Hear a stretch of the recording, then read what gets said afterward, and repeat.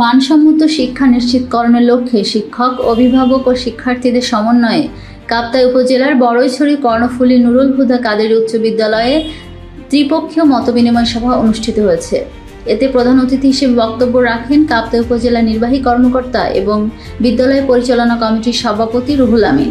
বৃহস্পতিবার 15 মে সকাল 11:30টায় স্কুল মিলনায়তনে এই মতবিনিময় সভা অনুষ্ঠিত হয়।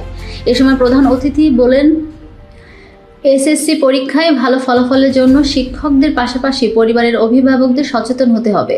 নবম ও দশম শ্রেণী হলো লেখাপড়ার ভিত্তি। এ সময় যা পড়বে তাই সারা জীবন মনে থাকবে।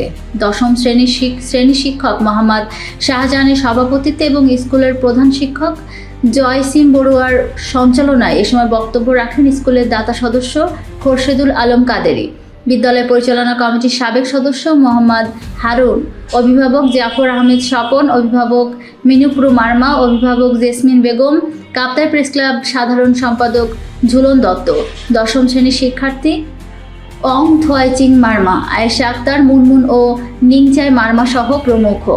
এ সময় বক্তারা শিক্ষার মান উন্নয়নের নানা দিক নির্দেশনামূলক বিষয়গুলো আলোচনা করেন।